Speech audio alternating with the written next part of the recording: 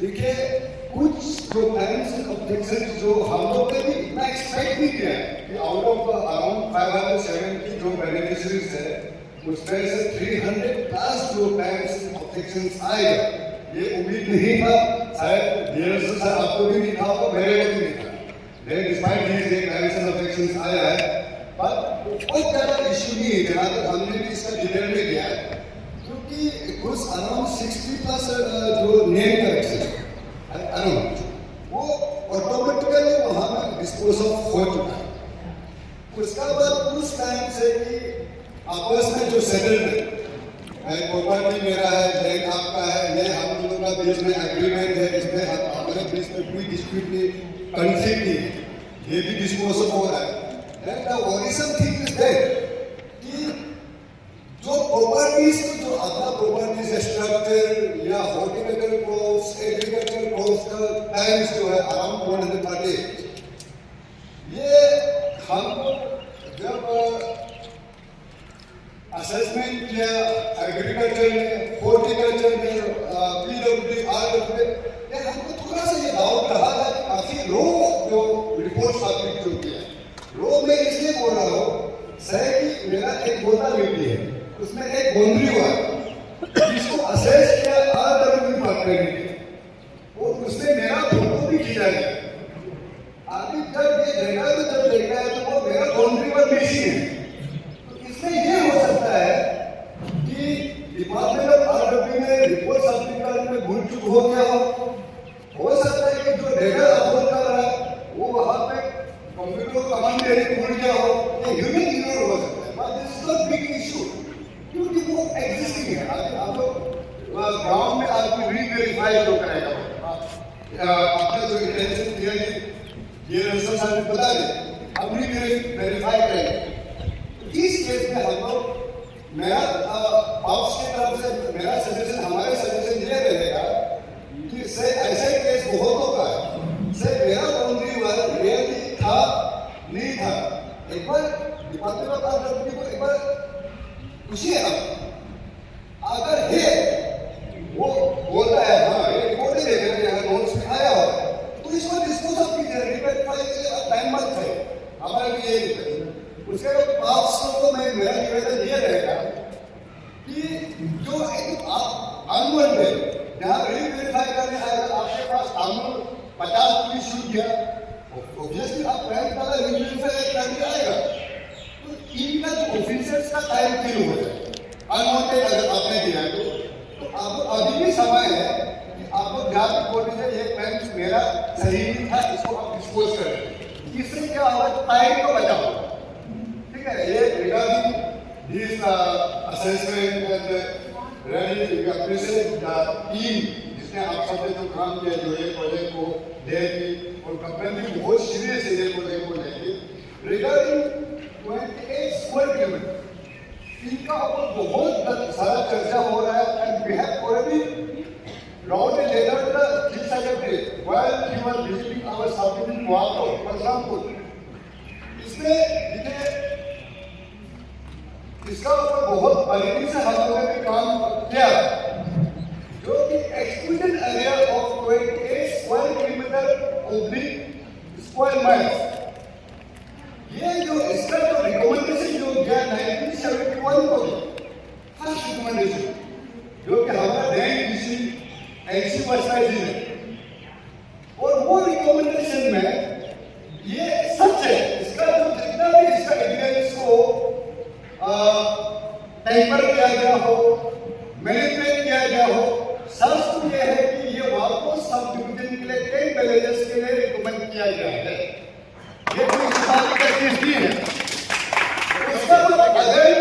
जब 1977 own contribution to his letter he has again recommended हमारे bank जो है again recommend किया कि इसको एक्सक्लूडेड एरिया में रखना है इनका रहन सहन के लिए इनका खेती बाड़ी के लिए हमको ये लगता है कि वो जो बैंक विषय एनसीआर जो है कि बहुत ब्रिलियंट ऑफिसर था उनको ये अनुमान था कि हम इसके आदमी उस समय लोग ऑर्डर नहीं था एक दूसरे को पता करके आज कोई नालों में मांग अमा का जान लिया तो अमा फिर नालों का जान लेगा। इसके लिए हम लोग लगा कि लोग लॉ इन्फोर्समेंट एजेंसी नहीं था, तो जितना हो सकता है हम लोग पहाड़ का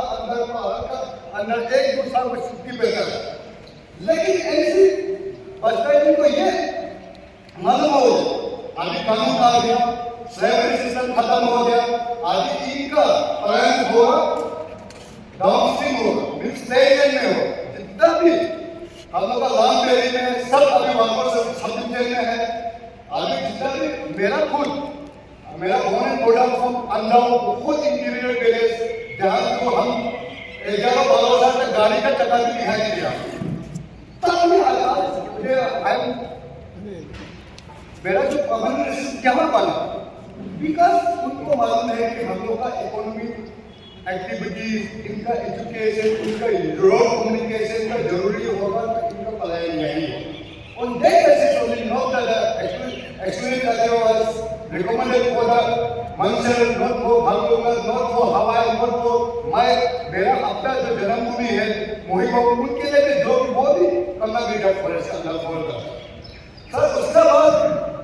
1978 में फिर एनसीओएस सरकार रिकमेंडेशन में भी क्लियरली देखा होगा कि मेरा ये गोल लेकर रिकमेंडेशन ऑलरेडी जा चुका है। इसका जो गवर्नमेंट ऑफ आंध्र प्रदेश को रिक्वेस्ट किया कि इसका एक्सक्लूजन जो ये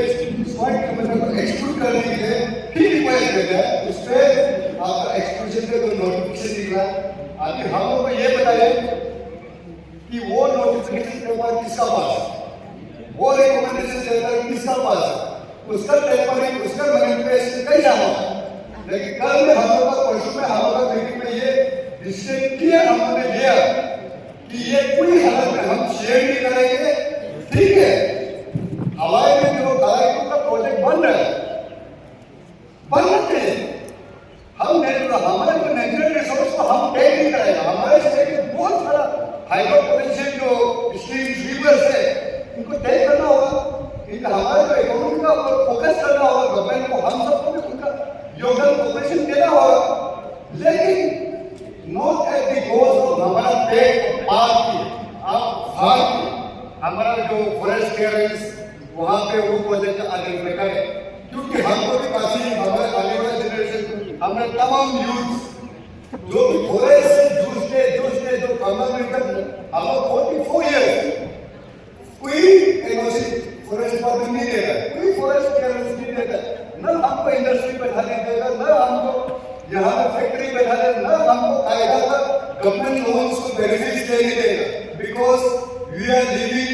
under the purview of Kamar reserve forest and Kumri reserve forest. तो ये एक्सपीरियंस जो एक्सपीरियंस एरिया हमारे लिए रखा है, तो हमारे बच्चे को, हमारे यूथ को हमें भी इंजॉय करने का अधिकार देना चाहिए। उसके बाद लीगली मैं पूरा जितना अभी तमाम के हमारे पब्लिक में जो ऑफिसर आए हुए, आप सबसे हमें निवेदन है कि इसको जो एक्सक्लूडेड एरिया को हाईवे के साथ प्लीज कनेक्ट मत कीजिए, क्योंकि हमको अभी हाईवे प्रोजेक्ट स्टार्ट करने के ग्रीन सिग्नल कहां से मिला है from the department of forest and environment. हमको फॉरेस्ट यूनिवर्सिटी है, हमको फॉरेस्ट लैंड क्लियरेंस है, हमारे अगेंस्ट एफआईआर हुआ, पीसीसी ऑफिस तक ये लेकर चला गया जो बहुत प्रोसीडिंग्स 31 अगस्त 2024 को हुआ, उसका हिसाब यूनिवर्सिटी देना पड़ा। तब जाके हम रीअसेसमेंट किया पूरा यहाँ मेडोर से कुर्सापुर तक हम फेडरल लॉ के आज हम लोग क्लेम्स एंड ऑब्जेक्शन पीरियड खत्म हो गए। अभी हम लोग को फोकस कहाँ पे है, वो देखो आगे जाने के हमारा कॉर्पोरेशन हमें कहाँ मिलेगा। तो भीड़ में जितना भी कॉम्प्लेंट है, क्लेम्स एंड ऑब्जेक्शन है, जहाँ में हम सो सकता है सो रहेंगे, जितना हो सकता है इसी सरकार लीडरशिप में हमारा जो एलएसओ सर तो काम कर रहा है, उनका तमाम स्टाफ काम कर रहा है, डे एंड नाइट वर्किंग, रात का 7-8 बजे तक काम कर रहा है। ऑफिस में बैठ जो उनका ऑफिस अवर